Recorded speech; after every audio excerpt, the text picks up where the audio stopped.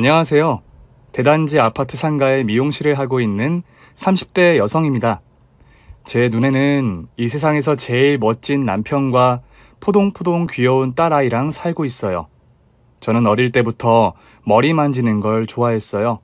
틈만 나면 친구들 긴 머리를 양갈래로 따주었고요. 저 혼자 있을 때도 거울 안 보고 디스코 머리를 따을 정도로 머리 단장이라면 자신이 있었죠. 대신 공부에는 별 취미가 없었어요. 그나마 쉬는 시간에 친구들이 원하는 머리를 만들어주는 재미로 학교를 다녔어요. 네 단발에 어울리는 벼머리를 해보았어. 어때? 마음에 들어? 이야, 효선아, 머리에 매듭공예를 해놓았네. 최고다, 최고. 너 당장 미용실 차려도 되겠다, 야. 진짜? 나 헤어 디자이너가 꿈인데. 빨리 졸업해서 미용실 취업하고 싶어. 이 정도 실력이면 당장 합격이지. 제 점수는요, 쌍따봉 드립니다. 공부에는 관심이 없었지만 꾸미는 일이라면 자신 있었죠. 고등학교 때 미용실에서 아르바이트를 시작했는데 너무 재미있더라고요. 부모님은 제가 대학에 가기를 원하셨지만 저는 그럴 이유가 없다고 판단했어요. 제가 하고 싶은 미용일의 대학교 졸업장은 필요해 보이지 않았거든요. 그래서 고등학교를 졸업을 하자마자 미용을 배우기 시작했습니다. 방송에도 얼굴을 알린 유명한 원장님이 계신 미용실에 인턴으로 일하며 야무지게 미용 기술을 배웠습니다. 처음엔 바닥을 쓸고 샴푸하는 일부터 시작했죠. 고객 샴푸와 드라이, 청소와 정리정돈 같은 헤어 디자이너 보조를 하면서도 저는 미용과 관련된 공부를 게을리하지 않았어요. 이를테면 샴푸를 할 때도 머리의 지압점과 혈자리를 따로 공부해서 손님들에게 두피 마사지를 해드렸어요. 많은 분들이 진짜 시원하다며 폭풍 칭찬을 해주셨답니다. 하루빨리 가위를 들고 싶었지만 원래 미용일이란 게 헤어 디자이너를 돕는 과정에서 배우는 도제식 교육이잖아요. 저 역시 선생님을 보조하면서 각종 펌과 드라이, 컬러와 커트를 단계별로 배웠고요. 그날 익힌 것은 그날 복습해보면서 빠르게 기술을 익혀나갔어요. 경력이 어느 정도 돼야 배울 수 있는 가장 중요한 기술인 커트를 배울 때는 정말 행복했어요. 저는 여성, 남성 머리를 모두 배웠는데요. 처음에는 남자 머리가 너무 어려웠어요. 그래서 남성 손님이 오시면 원장님이 컷하는 모습을 눈과 머리에 저장하느라 초집중을 했습니다. 남자 머리를 마스터하자는 각오를 다지고 있을 무렵 제 남편을 만났습니다. 그날은 미용실 새 인턴 환영회 겸 회식이 있던 날이었어요. 그런데 이날 저랑 제일 친했던 동료가 너무 취해서 인사불성이 됐어요. 저는 그 친구를 집까지 데려다 주려고 부축을 해서 먼저 나왔지만 축 처진 친구의 몸무게를 견딜 수가 없었던 거죠. 길바닥에 들어 누우려는 친구를 가까스로 붙잡고 이러지도 저러지도 못하고 있을 때 한 남자가 저희를 향해 다가왔습니다. 괜찮으세요? 제가 도와드려요? 힐끗 얼굴을 확인했는데 조금 전까지 술집에서 봤던 남자였어요. 잘생긴 외모에 눈빛이 아주 맑아서 제가 흘끔흘끔 훔쳐봤던 바로 그 사람이었어요. 밖에 나와서 보니 키도 훤칠하더군요. 저는 조심스럽게 대답했습니다. 아, 친구를 데리고 택시를 타야 되는데 도저히 업지를 못하겠어요. 좀 도와주시겠어요? 그렇게 해서 그 남자가 만취한 제 친구를 업어서 대로로 나와 택시까지 잡아주었어요. 그리고 조심조심 택시 안에 친구를 실어주었죠. 저는 너무 감사한 마음에, 아니 잘생긴 그 남자의 외모에 반해서 뭔가 감사의 마음을 전하고 싶은데 어떻게 해야 할지 모르겠더군요. 그때 갑자기 주머니에 있는 미용실 할인 쿠폰이 생각났어요. 얼른 할인 쿠폰을 손에 잡히는 대로 꺼내서 그 남자에게 말했습니다. 여기 제가 일하는 곳인데요. 오시면 제가 무료로 머리 해드릴게요. 꼭 오세요. 꼭이요. 다행히도 친구는 택시를 내리기 직전에 잠이 깼어요. 제가 걔를 깨운다고 얼마나 용을 썼는지 몰라요. 그 결과 다음날 아침 친구가 양볼이 벌겋게 퉁퉁 부어서는 어제 누가 나 때렸냐? 왠지 싸다고 세게 맞은 각인데? 하더군요. 저는 대충 몰라, 너가 취해서 좀 구르긴 하더라 하고 말았어요. 그리고 한 3주쯤 지났을까 그날 쿠폰을 줬던 남자가 미용실 문을 열고 들어오는 걸 보고 저는 쾌재를 불렀습니다. 원장님께 제 지인이라고 말씀드리고 제가 그 남자의 커트를 맡았어요. 저 미용실 처음 와봤어요. 되게 신기하네요. 정말요? 남성분들도 미용실 많이 이용하시는데요? 어쩐지 쑥스러워서요. 엄청 고민하다가 진짜 용기 내어 왔어요. 이런 기회를 놓쳐서는 안 된다 하고요. 잘 오셨어요. 제가 후회하지 않도록 해드릴게요. 원하는 스타일 있으세요? 그냥 대충 아무거나. 그게 제일 어려운 거 아시죠? 그럼 아이돌 스타일로. 가위를 든 제 심장이 너무 떨렸지만 매일 밤 연습하던 대로 싹둑싹둑 머리를 다듬었습니다. 당시 유행하던 남성 투블럭으로 해놓으니 잘생긴 남자의 얼굴이 10배는 더 환해졌어요. 샴푸실로 이동할 때 사람들이 흘끔흘끔 쳐다보는 걸 느끼며 저는 안심을 했습니다. 드디어 제 필살기의 시간이 됐어요. 정말 온 마음을 다해서 두피 마사지와 샴푸까지 마친 뒤 드라이를 하는데 남자가 감탄을 하더군요. 너무 정성스럽게 머리를 만져주시네요. 스타일까지 너무 마음에 들어요. 본판이 워낙 좋아서 그래요. 미남이란 말 많이 들으셨죠? 아니요, 처음 듣는데요. 에이, 거짓말. 거짓말 아닙니다. 진짜예요. 그날도 저를 엄청 보시길래 아는 사람인가 싶어서 따라 나갔던 거예요. 아, 그러셨구나. 뜨끔했습니다. 제가 얼마나 노골적으로 훔쳐봤으면 그랬을까 싶어서 얼굴이 새빨개졌어요. 자, 다 됐습니다. 계산은 안 하셔도 돼요. 쿠폰 가져오시면 제가 무료로 해드릴게요. 아, 정말 그래도 돼요? 그럼요. 그날 저의 은인이셨는데요. 이제 어디로 가세요? 글쎄요, 이대로 집에 들어가면 아쉬울 것 같은데. 혹시 궁금하실까봐 그런데요. 저 이제 마칠 시간 다 됐어요. 아, 그럼 지하철역까지 같이 걸어가실래요? 날씨도 딱 걷기 좋은 날씨잖아요. 그럴까요? 저는 친구에게 마감을 부탁하고 서둘러 퇴근을 했습니다. 때마침 벚꽃이 만개한 4월이었고 벚꽃길을 나란히 걸었어요. 저는 그 남자의 잘생긴 외모도 좋았지만 투명할 정도로 솔직한 성격도 좋았어요. 귀공자처럼 생긴 얼굴로 아무렇지 않게 건설 현장 인부로 일한다고 했을 때 저는 적잖이 놀랐습니다. 저는 중학교 다닐 때부터 알바를 했거든요. 고깃집 알바, 편의점 알바, 택배 상하차까지. 몸 쓰는 일이라면 안 해본 일이 없어요. 육체적으로 많이 힘들겠어요. 그죠. 그래도 땀 흘린 만큼 정당하게 버는 일이라 좋아요. 건설 현장 일당이 가장 많긴 한데 도배, 장판, 전기 기술도 배우고 있으니까 더 열심히 해야죠. 저는 그 남자가 속을 숨기거나 말을 꼬아 듣지도 않아서 좋았고 대화가 술술 풀렸습니다. 그 남자도 제가 싫지 않은지 제 퇴근 시간에 맞춰 미용실 앞으로 찾아오고는 했어요. 그리고 저희 집까지 데려다 주었어요. 매일 새벽 4시 반에 일어나 공사장을 향하고 무거운 자재도 많이 들고 시멘트도 옮기는 고된 일을 하면서도 어김없이 만났습니다. 그 정도의 부지런함과 성실함이라면 평생 함께해도 될 것 같다는 믿음이 생겼어요. 부모님은 남자친구가 막노동하는 것이 마음에 걸려서 결사 반대를 하셨어요. 젊은 남자가 왜 막노동을 하고 살아? 그 흔한 기술 배울 머리도 없다니? 엄마, 어려서부터 집안의 가장 역할을 해서 그래. 머리가 없는 게 아니고 가정 형편이 그랬던 거야. 그 사람 책도 얼마나 많이 읽는데. 그럼 뭐해? 먹물 좀 들인다고 노가다 인생이 달라져? 환경이 사람을 만든다고. 그런 사람들하고 어울리다 보면 수준 떨어지는 거야. 노가다가 어때서? 나는 그게 부끄럽고 창피하거나 눈치 볼 일이라고 생각 안 해. 보통 정신과 체력으로 절대 감당 못하는 일이야. 그만큼 책임감이 강하고 건강하다는 거잖아. 그리고 엄마 어디 가서 그런 말 하면 욕먹어. 막노동 하시는 분들 중에 고소득자가 얼마나 많은데. 현장 일 무시하지 말라고. 아이고, 엄청난 일 하신다. 그러다가 허리라도 다치면 허리 병신 돼가지고 들어누운 사람들 못 봤니? 그러다가 가족들 손가락 쫄쫄 빨면서 사는겨. 엄마는 왜 자꾸 안 좋은 일만 생각해? 앞으로 도배 전기 기술까지 배워서 업그레이드 하려는 사람한테 그러지 좀 마.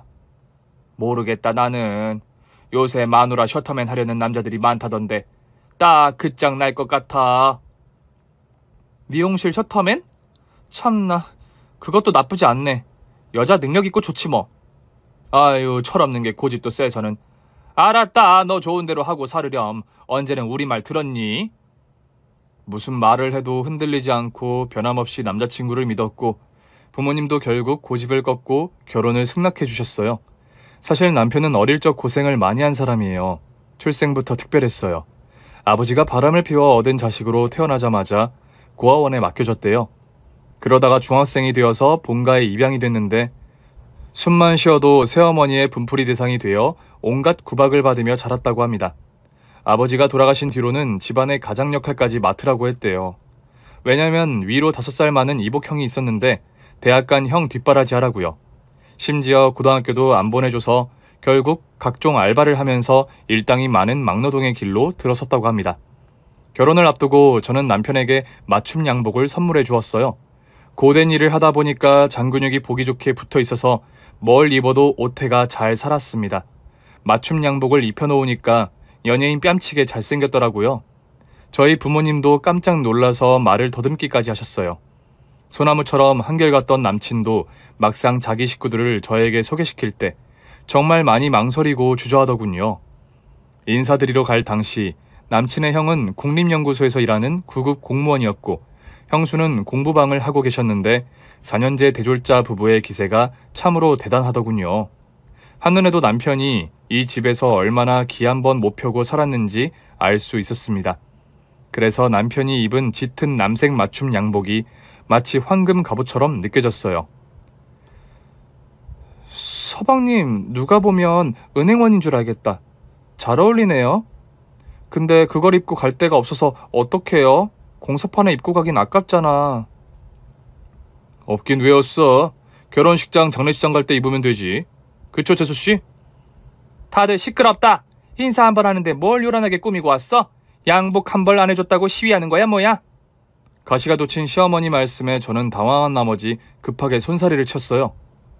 아니에요, 어머니. 그런 게 아니고요. 제가 이번에 인턴 딱지 떼고 헤어 디자이너가 돼가지고 너무 기뻐서 기념으로 선물한 거예요. 요즘 애들 참 당돌해. 시어미 앞에서 남편 선물 자랑을 다 하고. 하긴 시미보다야 남편이 좋긴 하겠지. 에휴. 저는 잽싸게 준비한 봉투를 꺼냈습니다. 어머니, 이거 백화점 상품권이에요. 어머니 취향을 잘 몰라서. 그리고 여기 과일 바구니랑 홍삼 세트도 어머니 잡수세요. 상품권이 있었어? 센스는 좀 있는 아이구나. 잘 쓰마. 아무튼 결혼을 하겠다고 하니 내 허락은 했다만 우리한테 손 벌릴 생각이랑 아예 하지를 마. 너도 우리 형편 들어서 알지? 예, 어머니. 재수씨, 초면에 이런 말씀 드리긴 좀 그렇지만 그래도 서로 얼굴 붉힐 일 만들면 안 좋으니까, 네? 그런 차원에서 들어주십시오. 제가 공무원 아니겠습니까? 이 직업이 보기보다 유혹이 참 많습니다. 자칫 잘못해서 부정, 청탁, 비리, 뇌물 이런 데 엮이면 바로 나락이다, 이 말씀입니다. 자고로 어떤 유혹에도 흔들리지 않는 청량함과 공정함을 유지하는 것이 공무원의 의무이고 본분이다 보니 가족이라고 얄짤이 없어요. 동생이랍시고 저한테 기대하고 청탁하고 그러시면 곤란하다, 이 말씀이죠. 무슨 말인지 아시죠? 사고도 치지 말아야지. 나랏밥 먹기 어디 쉬워요. 어떻게 들어간 자리인데. 잘못해서 우리 집에 불똥 튀면 어떡해. 동서라고 불러도 되죠? 저희 남편 공직 생활에 누가 되지 않도록 각별한 주의 부탁드려요. 서방님이야 이미 잘 아실 테고, 그죠? 누가 보면 고위직 공무원인 줄 알겠다 싶을 정도로 시숙과 형님은 유난을 떨었습니다. 아주버님이 엄청 중요한 일을 하시네요. 말해 뭐예요. 제가 하는 일이 좀 그렇습니다. 우리 부서가 잘 돌아가려면 제가 없어서는 안 되거든요. 과장님, 팀장님, 부장님 다 제가 없으면 아무 일도 못해요. 아시겠어요? 그만큼 주사일이 막중하다 이겁니다. 여보, 그만해. 고졸이 뭘 알겠어. 그냥 그런 같다 하겠지.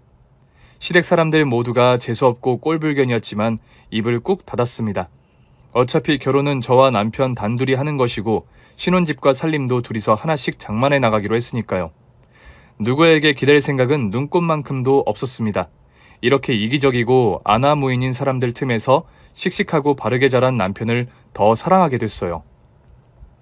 당신 진짜 용하다. 아니, 장하다, 장해. 내가 당신이었으면 그렇게 못했어. 바로 가출했을 거야. 고마운 분들이셔. 고아원에서 나를 걷어주셨으니까 은혜는 갚아야지. 진짜 고생 많았지. 이제 지난 일은 다 잊고 우리 둘이서 행복하게 살자. 내 인생의 목표는 당신이 행복해지는 거야. 이두남 씨. 행복할 준비 됐나요? 내 인생의 목표도 그런데. 당신이 내 곁에서 행복하게 사는 거. 찌찌뽕이네. 우리 진짜 행복하게 잘 살자, 여보. 남편은 도배와 장판 기술을 배우고 더 많은 일당을 받게 되었고, 저는 헤어 디자이너가 되어 월급도 오르고 단골 손님도 나날이 늘어갔어요. 월세 단칸방으로 시작한 신혼집은 2년 만에 방 2칸짜리 임대 아파트로 바뀌었고, 저는 제 미용실을 차리겠다는 일념으로 열심히 일했습니다. 그런데 결혼을 하고 보니 남편의 남다른 모습을 발견하게 됐어요. 사귈 때도 늘 책을 끼고 살아서 책을 많이 읽는다는 건 알았는데 유달리 남편의 머리가 비상했어요. 제가 궁금해하고 물어보는 무엇이든 알파고처럼 척척 대답을 해주는 모습에 저는 매일 감탄했습니다. 청약저축, 주식투자 같은 경제부터 바다는 왜 파란색일까, 구름은 왜 흰색일까 같은 자연과학, 천문학, 인문학까지 남편은 막힘없이 대답해 주었습니다. 당신 진짜 알파고야? 대체 모르는 게 뭘까 싶어. 고등학교 안 간 대신 도서관을 다녔거든. 책이란 책은 다 빌려보려고 했지. 아닌데, 나는 책 읽고 금방 돌아서면 까먹거든? 내가 볼 때 당신은 천재인 것 같아. 어디 가서 그런 말 하지 마. 누가 들으면 비웃는다. 진짠데. 제가 남편의 비범함을 확신한 것은 가족 모임으로 시아주번이 댁에 갔을 때였어요. 명분은 가족 모임이었지만 형님 댁 도배를 다시 하거나 욕실 곰팡이를 없애거나 하는 소소하고 잡스런 일들을 저희 남편에게 시키려고 부르는 거였어요. 남편은 가족이라는 이유로 군말 없이 그 집의 집사처럼 노예처럼 일했습니다. 평생을 그렇게 살아왔으니까요. 시어머니와 형님이 저를 고졸이라고 무시하는 건 참을 수 있었지만 그들이 제 남편을 무시하는 건 너무 속상하고 슬펐어요. 얼른 미용실을 차리고 돈을 벌어서 보란듯이 살고 싶었습니다. 아니나 다를까 그날도 남편은 안방 침대를 새 침대로 교체하는 작업을 무보수로 해주고 있었고 저는 거실에서 못 보던 물건을 발견하고 형님과 대화를 나누고 있었죠. 어머 형님, 웬 피아노예요? 아, 샀어. 우리 딸 피아노 신동이잖아. 아, 피아노 배우는구나. 배우는 수준이 정도가 아니야. 얘 예술아, 이리 와서 숙모한테 네 피아노 실력 좀 보여주자. 조카가 뚱땅뚱땅 서투르지만 귀엽게 동요곡을 연주했고 저는 혼신의 힘을 다해 박수갈채를 보내주었습니다. 피아노 신동까지는 택도 없던데 부모들 눈에는 제 자식이 다 천재 같아 보이는 법이겠죠? 그리고 식사를 다 마친 뒤 부엌에서 형님과 함께 설거지를 하고 있는데 어디선가 아름다운 피아노 선율이 들려왔어요. 뭔가 보름달이 뜬 밤하늘에 잔잔한 바다가 고요하게 흘러가는 느낌이 났어요. 조카가 치는 건 아닐 텐데 뭔가 싶어서 빨간 장갑을 끼고 거실로 나왔는데 제 남편이 피아노를 치고 있었어요. 저는 옆으로 슬그머니 남편 옆에 섰습니다. 연주가 끝나자 남편이 수줍게 저를 보더군요. 여보, 뭐야? 베토벤 월강 소나타야. 아름답지? 아니 당신 말이야 너무 훌륭해. 너무 멋져. 당신 언제 피아노 배웠어? 한 번도 배운 적 없어. 그냥 악보 보고 쳤는데. 부끄럽다. 악보 보고 바로 연주를 했다고? 당신 완전 천재 아니야? 천재다 천재. 음악 천재. 제가 호들갑을 떨고 있으니까 형님과 시숙도 거실로 나와 보셨어요. 재수씨 뭔데 그래요? 그러게 웬 호들갑이야 동서. 형님 방금 들은 피아노 연주요. 우리 두남씨가 친 거예요. 엄청나지 않아요? 에이 뭔 소리예요. 당신이 라디오 들었던 거 아니야? 나는 당신이 예솔이 들으라고 DVD 보여주나 했는데. 아니에요. 우리 두남씨가 직접 연주했다니까요. 형님과 시숙은 물론 시어머니까지 아무도 제 말을 믿어주지 않았어요. 시끄럽다. 피아노 학원 6개월 다닌 애가 이제 겨우 동요 곡집 치는데 피아노 앞에 앉아본 적도 없는 녀석이 무슨 재주로 연주를 해. 너도 그런 말 같자는 소리 할 거면 그냥 집에 가. 정신 사납다. 답답했습니다. 시댁 식구들은 어떻게든 저희 남편을 폄훼하고 무시하려고 드니까요. 저는 남편이 아무리 봐도 천재인 것 같아서 남편에게 성인지능 검사를 받아보게 했어요. 그 결과 남편의 IQ가 150이 넘는 걸 알게 됐습니다. 전 세계 인구 대비 상위 2% 안에 들어가는 남편의 지능은 멘사 회원 자격이 되는 수준이었어요. 봐봐, 내가 뭘 했어. 당신 천재라고 했지. 와, 정말 대단해. 내가 천재라 결혼했어. 그럼 뭐해. 당장 내일 입주하는 아파트 단지 도배하러 갈 건데. IQ 따위 소용없어. 아니야, 당신 머리를 이렇게 썩히는 건 우리 인류에게 큰 잘못을 저지르는 것 같아. 안 될 일이야. 아, 왜 또 그래. 난 그냥 평범한 사람이야. IQ 좀 높게 나왔다고 너무 과대평가하지 마. 아니거든. 당신은 과대평가해도 되는 사람이거든. 저는 안타까웠습니다. 제대로 공부만 했더라면 정말 큰 인물이 됐을 사람이에요. 그런 남편을 위해서 저는 더 열심히 일했습니다. 그 결과 제가 꿈꿔왔던 저만의 미용실을 차리게 됐어요. 보증금의 인테리어와 집기 비용이 들긴 했는데 생각보다 적게 들었어요. 비용은 제가 적금으로 모아놨던 돈에 은행 대출로 해결했고요. 웬일인지 일이 순풍에 돛을 단 듯 술술 풀려갔어요. 시댁 식구들은 여전히 저희를 업신여기면서도 머리를 할 때가 되면 예약도 없이 미용실로 찾아오곤 했어요. 며느리 미용실 두고 다른 곳을 어떻게 가냐고 하셨지만 속셈은 따로 있으셨어요. 공짜로 머리를 하겠다는 심산이었죠. 저는 불우이웃을 돕는다는 생각으로 시어머니와 형님, 시숙과 조카의 머리를 다듬어 주었습니다. 그러던 어느 날이었어요. 서방님은 잘 지내? 요새 통 안 보이네. 설마 두 사람 권태기 아니야? 애가 빨리 안 생기는 부분들 다 이유가 있던데. 그런 거 아니야? 설마요. 우리 사이 아직도 엄청 뜨겁거든요. 형님 쓸데없는 걱정 안 하셔도 돼요. 너무 과실은 하지 말라고. 남자들 다 거기서 거기지. 참 동서. 다음 주 우리 집 새 아파트로 이사하는 거 알지? 아, 벌써 그렇게 됐네요? 좋으시겠어요, 형님. 더 넓은 집으로 이사가서 좋으시죠? 뭐 4년제 졸업한 맞벌이 부부들 인생 라이프가 다 그렇지 뭐. 특별한 것도 없고 보통 다 그렇게 사는걸. 근데 입주하는 새 집이 다 마음에 드는데 딱 하나 거슬리는 게 있어. 그게 뭔데요? 안방 도배. 장판이 너무 평범해. 나는 좀 더 고급스럽고 아늑한 그런 느낌? 알지? 잘 모르겠는데요?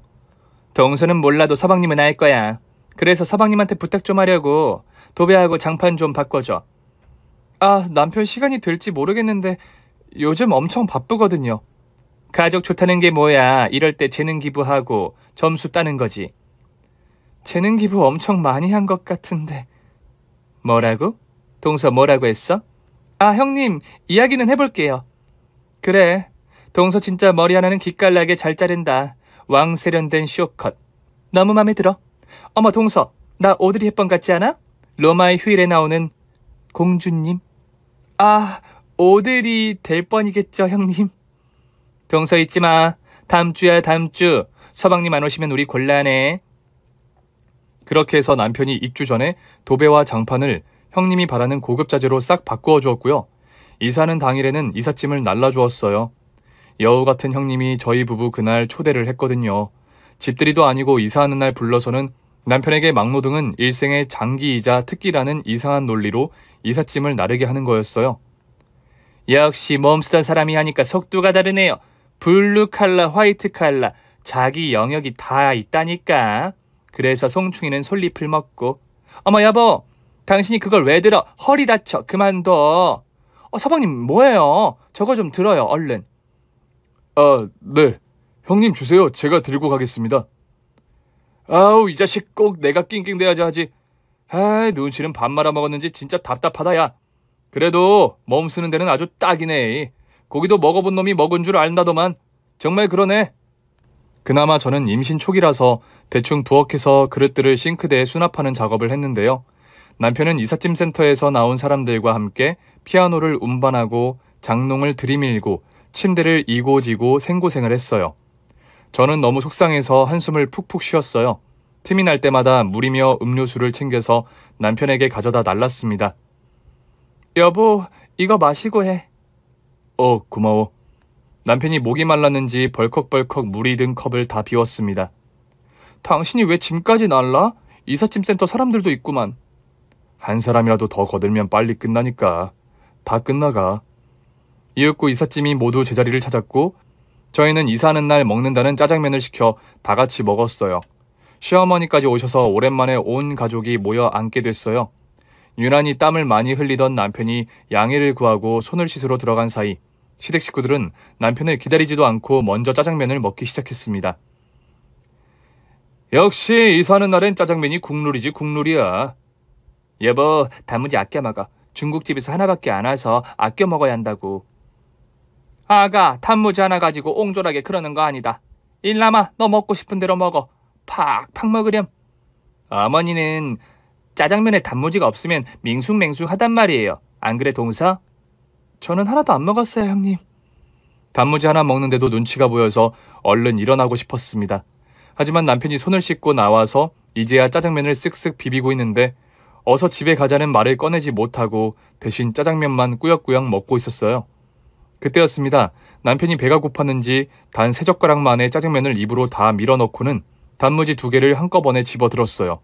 그리고 입으로 가져갔습니다. 순간 형님과 시숙의 눈이 동그래지면서 눈에서는 광선이 희번득거렸어요. 뭔가 이상하다 싶은 순간 시숙이 남편의 뺨을 있는 힘껏 세차게 때렸습니다. 이 중졸 새끼가 어디서 2개를 먹어! 내가 단무지 아껴 먹으라고 한 말 못 들었어? 남편은 뺨은 잡고 놀란 토끼눈이 되어 떨고 있었어요. 형님. 그 광경을 본 형님이 옆에서 깔깔대며 배를 잡고 뒤로 넘어갔어요.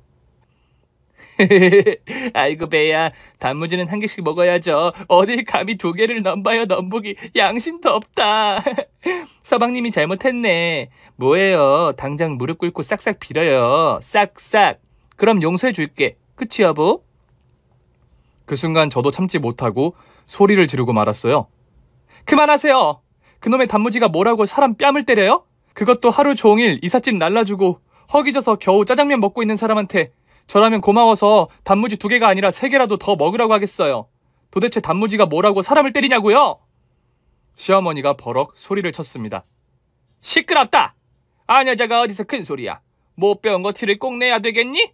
중졸의 고졸이 만나서 집구석 잘 돌아간다. 형님은 손으로 입을 가리고 웃음을 꾹꾹 참고 있었고 시숙은 팔짱을 낀 채 단무지 때문에 단단히 삐쳐서 씩씩대고 있었어요. 가여운 제 남편은 고개를 들지도 못하고 푹 숙이고 있었어요. 그 모습을 본 제 속은 이미 새카맣게 다 타고 제만 하얗게 남아서 두려울 게 없었어요. 애써 누르고 있던 정신줄을 놓고 이판사판 공사판으로 시어머니께 대들고 말았죠. 어머니, 제 남편이 뭘 그렇게 잘못했어요? 형님도 아주버니도 맨날 중졸이라고 무시하시는데요. 고등학교 일부러 안 다닌 거 아니잖아요. 형님 대학 등록금 마련한다고 저희가 고등학교 대신 알바하러 다녔잖아요. 평일에는 상하차 알바하고 주말에는 음식점에서 고기 굽고. 기억 안 나세요? 설마 기억 상실은 아니죠? 대학 다닐 때 용돈도 남편이 막노동해서 번 돈으로 쓰셨잖아요. 구급 공무원이 그걸 기억 못하면 안 되죠. 안 그래요? 아무리 둘째 부인이 낳은 서자라고 해도 이 집처럼 막대하지는 않을 거예요. 이 사람 IQ가 얼마인지 아세요? 150이 넘어요. 이렇게 똑똑한 사람을 학교도 안 보내고 노가다판으로 돌려서 연골까지 빼먹었으면 고맙다는 말은 못해도 미안한 줄 아셔야죠. 단무지 하나 먹었다고 양심이 있네 없네 하는데 양심이 뭔 줄이나 아세요? 어머니, 형님, 아주버니 매번 제 미용실에서 공짜로 머리 하셨죠? 무슨 상거지도 아니고 때로 몰려와서 공짜로 머리를 하고 가요? 그런 게 진짜 양심이 없는 거예요. 앞으로 오지 마세요. 막노동 한다고 몸 쓴다고 매번 남편 불러서 부려먹는 것도 그만하세요. 어릴 때부터 한 집안의 가장 역할을 한 사람을 중졸이라고 막대하고 무시하는 거? 이런 게 진짜 못 배워 처먹은 거라고요. 양심 없는 거라고요. 아셨어요? 어디서 이런 용기가 났는지 저도 모르겠어요. 아무튼 속에 있던 말들을 모두 털어놓고 나니 뭔가 후련했어요. 천연이 미쳤나? 야! 네가 뭐라고 나한테 이래라 저래라야. 동네 사람들한테 물어보자. 어느 집 며느리가 시어머니한테 따박따박 말들고 하면서 대들고 가르치는지, 어? 아이고, 고졸 주제에 입만 살아서 네가 천지도 모르고 깨춤을 추는구나. 시어머니는 분이 풀리지 않아서 화를 계속 내셨지만 저는 아랑곳하지 않고 남편 손을 잡고 일어섰습니다. 저희 다시는 안 올 테니 여러분도 저희 집에 절대 오지 마세요. 한바탕 사이다를 갈겨주고 시댁과 인연을 완전히 끊었습니다. 저희는 더 열심히 일하고 돈을 모았어요. 샵을 오픈하고 2년쯤 지나자 단골이 엄청나게 늘었고 혼자 감당하기 힘들 정도가 되어서 직원을 새로 채용했어요. 저는 주 5일로 일하며 쉬는 날은 남편에게 집중했습니다. 매출은 1,500만 원 정도, 순수익은 700에서 800 정도 남았어요. 부모님 말씀대로 대학교에 갔으면 이런 수입은 상상도 못했겠죠. 제가 부모님 말씀 안 듣고 제 꿈을 찾아 도전한 게 신의 한 수였던 게 아니었을까, 이런 생각이 들었어요. 꿈도 찾고 돈도 벌고 효도도 하고 이제 저희도 남부럽지 않게 살 수 있을 것 같다는 꿈에 부풀었습니다. 헐, 당신 내 꿈 알지? 언젠가 미용실 차리려고 이 악물고 다녔잖아. 내 꿈을 이뤘으니 이제 당신의 꿈도 이루자. 난 꿈 없어. 정당하게 땀 흘려 일하고 그냥 당신하고 이렇게 살면 돼. 더 바라는 거 없어. 아니야 여보, 제발. 내 말 들어. 당신은 몸 쓰는 일도 잘하지만 머리를 쓰는 일에 더 잘 어울리는 사람이야. 지금까지 알파고를 테이블 받침대로 쓰고 있었던 거잖아. 당신의 머리가 제대로 쓰일 수 있게 당신의 능력을 마음껏 발휘할 수 있으면 좋겠어. 당신은 정말 나를 과대평가하는 거 알지? 아니거든요. 일단 고입 검정고시부터 치자. 지금까지 가장 노릇한다고 못했던 공부 지금 해도 늦지 않아. 앞으로 10년 내가 팍팍 밀어줄게. 여보, 진심이야? 나 무턱대고 투자하는 그런 호구 아니야. 당신 IQ가 150이 넘고 당신처럼 박학다식한 사람이 막노동 말고 더 널리 쓰이는 일을 하면 좋겠어. 석 달 후면 이 세상에 나올 우리 애도 아빠가 자기 역량을 제대로 펼치는 걸 보고 싶을걸? 그게 우리 가정과 우리 나라와 전 세계, 아니 이 우주를 위해서 꼭 필요한 일이란 생각이 들어. 그러니까 내 말 한번 믿고 그냥 응 하고 해봐. 그렇게 해서 남편은 본격적으로 공부를 시작했습니다. 남편은 고시학원과 집을 오가며 공부를 했고 제가 출산을 하고 딸아이를 돌볼 때도 제 곁에 든든하게 있어 주었어요. 막노동으로 이곳 저곳 아픈 곳이 많았지만 그래도 체력 하나는 타고났는지 장시간 책상 앞에 앉아 있어도 끄떡이 없더군요. 덕분에 검정고시로 고입고졸 학력을 인정받고 이어서 방통대까지 들어갔지요. 건설 현장에서 일한다고 새까맣던 남편의 얼굴이 단 1년 만에 하얗게 변했어요. 원래 까무잡잡했던 사람이 아니라 피부가 흰 사람이었던 거죠. 퇴근하고 돌아와서 공부하는 남편의 등을 보면서 짠하면서도 어쩐지 이제야 제대로 된 길을 간다는 느낌이 들었어요. 누누이 말하지만 부모를 잘 만나 제대로 된 교육을 받고 대학까지 나왔으면 정말 위대한 인물이 됐을 사람이에요. 저는 그런 남편을 위해 열심히 일했고 육아에도 게을리하지 않았어요. 남편은 저와 딸아이를 위해 열심히 공부했습니다. 방통대를 3년 만에 졸업하고 행정학과 학위를 땄어요. 그리고 곧바로 행정고시 준비를 하더군요. 요즘은 워낙 스펙이 좋아서 스카이 출신이 아니면 5급은 힘들다는 말도 많았지만 남편은 지치지도 않고 그저 부지런히 공부를 했습니다. 저는 제 남편을 믿었습니다. 단 한 번도 의심을 해본 적이 없어요. 제 간절한 염원은 감사하게도 행시 합격이라는 결과로 이어졌습니다. 여보, 축하해. 당신 그동안 공부한다고 고생 많았어. 다 당신 덕분이야. 일하면서 내 바라지 한다고 고생했지. 이제 쉬엄쉬엄 일해. 쉬고 싶을 땐 언제든 쉬어도 돼. 그건 좀 곤란한데 나는 하루라도 가위 잡지 않으면 손에서 가시가 돋는단 말이야. 으이그, 알았어. 그리고 2년의 세월이 흘렀습니다. 남편은 인사혁신처 사무관으로 일하게 됐어요. 잘은 모르는데 공무원들 감사를 하는 그런 곳인가 봐요.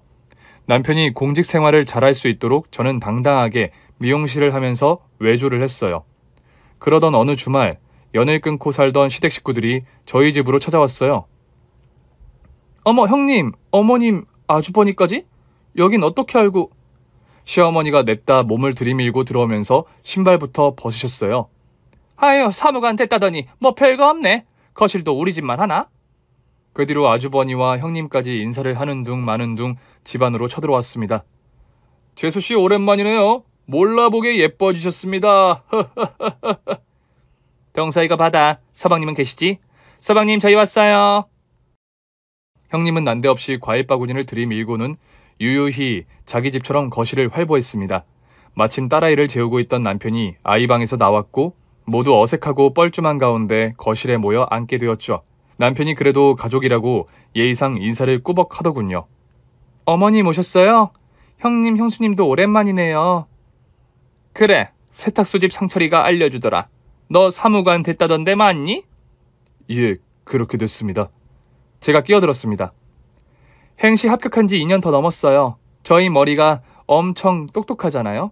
대학 졸업하자마자 행시 단번에 붙었거든요. 아주버님이 떨떠름한 얼굴이 되었어요. 대학이요? 네가 대학을 나왔어? 네, 검정고시로 방통대 들어갔습니다.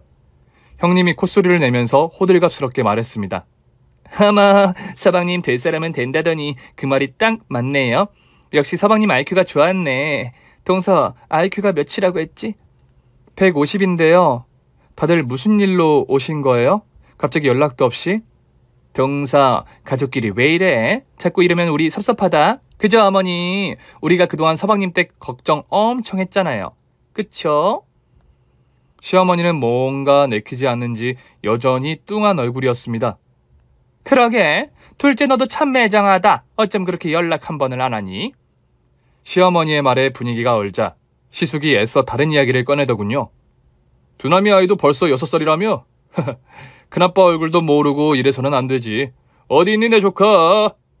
저는 갑자기 친한 척을 하는 저 사람들이 너무 깨름칙했습니다. 종일 놀다가 방금 잠들었어요. 그동안 다들 잘 지내셨어요? 뭐 그때 너무 놀라고 당황하기는 했지만 다 옛날 일이니 잊고 살았지. 너희도 다 잊었지? 엄마는 언제적 이야기를 다시 꺼내고 그러실까? 재수씨, 저희가 여기 온 아주 중차대한 일이 있긴 합니다. 대체 무슨 이야기를 하려고 저렇게 뜸을 들이나 싶어서 시숙의 입만 뚫어지게 쳐다보고 있었어요. 형님, 무슨 일이세요? 말씀해 보세요. 그게 말이다. 내가 5년 전부터 공을 쳤잖니? 공이라고 하면 골프지, 골프. 너도 치냐? 아니요, 취미 없습니다. 이게 때리는 맛이 아주 끝내주는데. 실은 우리 부장님이 골프 광이시거든. 주사가 돼서 부장님 케어를 안 할 수가 있나? 그래서 부장님 모시고 골프를 쳤는데 이게 공교롭게도 근무 시간이 살짝 걸쳐 설라문에 아무래도 감사에 걸리겠지? 그렇죠. 원장 허가 없이 골프를 친 건 직장 이탈 금지 의무를 위반한 거니까요. 그래도 징계라고 해봤자 정직 3개월 정도 될 것 같은데요. 그래, 그렇지. 그래도 말이야. 한국 남녀 골프 선수들이 세계를 제패하고 있는데 공직 기강을 잡는다고 골프를 금지하고 그러면 좀 아니지 않나? 형님, 골프 접대나 향응수수만 없으면 감봉 정도로 끝날 것 같은데 그냥 처벌을 달게 받으시게 편하고 좋겠는데요. 그게 참... 여보, 답답하게 엄한 소리 하지 말고 바로 다이렉트로 말해. 왜 자꾸 말을 빙빙 돌리고 있어? 서방님, 골프는 에피타이저고요. 저 사람 입이 좀 걸잖아요. 아시죠? 정말 별뜻 없이 단지 친한 척한다고 여직원들한테 농담을 했는데 그게 성희롱 성추행으로 신고를 했다잖아요. 당신 뭐라고 그랬댔지? 별말 안 했어. 진짜 나는 그냥 우리 사무실 여직원들이 오밀조밀 앉아있는 게 예뻐 보여서 우리 사무실은 꽃밭이라 좋다. 고추밭보다 꽃밭이 장땡 아니냐. 날도 더운데 다들 고생하니까 어깨 좀 토닥거려 주면서 쭈쭈바 먹을래? 이랬다고 무슨 성추행이니 성희롱이니 하는데 너무 억울하다. 쭈쭈바가 뭐 어때서? 지들은 쭈쭈바 안 먹고 살아? 서방님, 여자한테 꽃이라고 했다고 성희롱이라니 말이 돼요? 어깨 좀 토닥토닥 해줬다고 성추행이라니 이러면 사회생활 어떻게 해요? 성추행은 심각한데요. 어쨌든 여직원들 신체를 만지신 거잖아요. 아니, 힘내라고 토닥토닥 이게 성추행이라고? 세상에 말세다 말세야. 형님, 사안에 따라 강등 아니면 파면될 수도 있는데 변호사 사무실에 의뢰해 보시는 게 좋겠는데요. 가만히 듣고 있던 시어머니가 물었습니다. 뭐? 파면이면 정리해고 같은 거야? 네, 어머님. 강제 퇴직 같은 건데 다시 시험 치는 것도 어려워요. 남편이 친절하게 설명해주자 시어머니가 대뜸 이러시더군요. 상철이가 그러더라. 너 사무관 됐으니 든든한 백이 생긴 거라고. 첫째 공무원 인생도 활짝 핀 거라고 그러던데 아니냐? 가족이라고 봐주고 형제라고 눈 감아주는 거 그게 비리고 부정부패예요. 국가 공무원이 준수해야 할 법 규정을 지켜야 하는 건 당연한 일이죠. 형님, 안 그렇습니까? 그래서 뭐 절대 못 도와주겠다 이거네? 진짜 해도 너무한다. 살다 보면 사람이 실수 한번 할 수 있지. 내가 실수로 해임을 당할지도 모르는 위기의 상황인데 동생이 5급 사무관이 돼서 아무것도 못 해주겠다 이거지 지금? 형님, 지금 이렇게 떼쓰는 거 공무원 청탁금지법에 해당되는 거 아시죠? 지금 말씀하신 내용 녹음해서 증거물로 제출하면 징계로 끝날 일들 확실하게 파면으로 됩니다. 괜찮으시겠어요? 어허, 이 자식 이거 사무관 됐다고 간이 배 밖으로 나왔네. 야, 너 지금 내 앞에서 으스대는 거야? 뭐야? 으스대는 거 아니고요. 한심해서 그럽니다. 뭐 한심? 너 지금 나한테 한심하다고 그랬냐? 네, 참으로 한심합니다, 형님.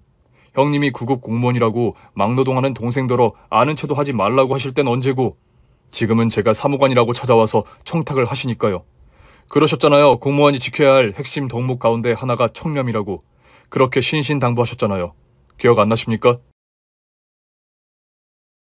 시숙은 끙 하고 앓는 소리만 내고 더 이상 아무 말도 못했습니다. 소나무 같고 대쪽 같은 남편이 제 눈에는 자랑스러워 보였어요. 형님은 시숙의 허벅지를 꼬집으며 핀잔을 주더군요. 아유, 잘한다, 잘해. 도와달라고 싹싹 빌어도 모자랄 판에 성질만 돋우고 있어. 아유, 바보 천치도 이런 바보 천치가 없다. 시어머니도 상황이 이쯤 되자 남편의 바지가랑이를 잡고 엎드리셨어요. 두나마, 내가 고아원에 있던 너를 거두었잖니? 너를 데려와 내 집에서 너를 먹이고 입히고 재웠더. 그 은혜를 안다면 눈 딱 한 번 감고 일남이 좀 도와줘, 제발, 제발. 어머님 죄송해요. 목에 칼이 들어와도 그렇게는 못합니다. 안 되는 일은 안 되는 겁니다.